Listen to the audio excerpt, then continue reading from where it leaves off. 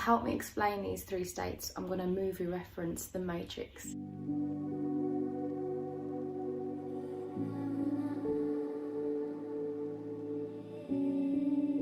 As you can see here, we've got in Enlightenment a state of non-resistance. You realise that you are one with all.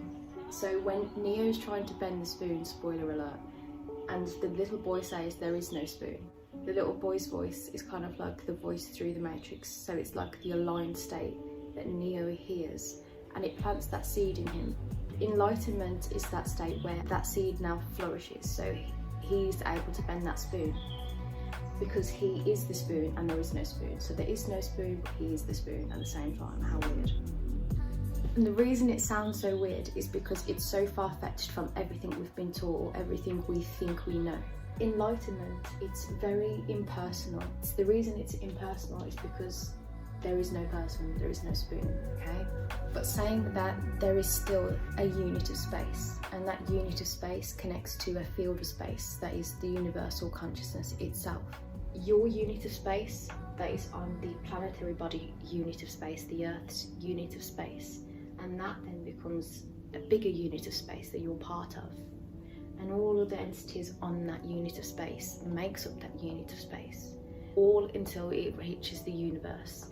And that embodies all back to itself. So alignment is really that call, or that seed, or that data transfer. When they pick up the phone in the Matrix to get out, they're answering the call. It's a metaphor for remembering thyself and returning back to the light, or the true self. The 12th chakra in the 12th chakra system is called the Merkaba, which also means light, spirit and body. And that is kind of like the Trinity point that gets filtered through this point, which is above the thought forms. And that is why you have to rise above the ego to meet enlightenment or consciousness.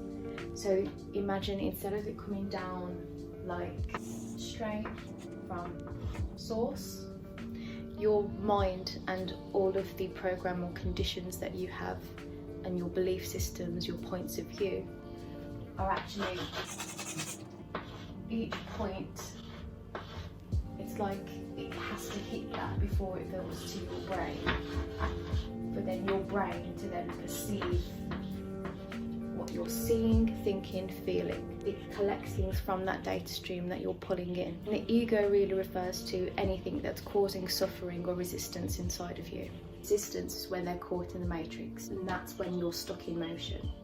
But that's why the ego makes things so personal.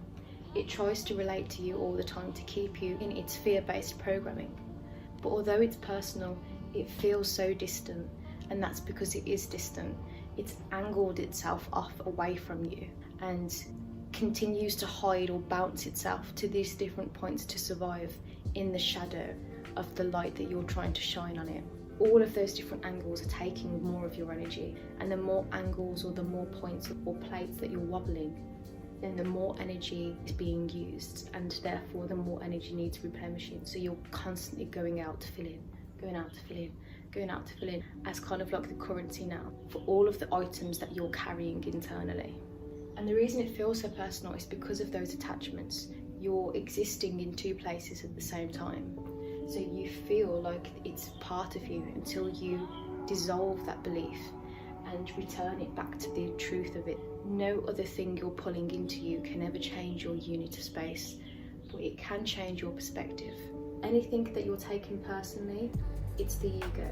Whatever is trying to get you to take things personally, listen to what it's saying and flip it, because that, more so likely than not, will be the voice of alignment trying to call you back to light. All energy is double-ended. It's the law of the universe, the law of polarity. It's just within a spectrum of itself.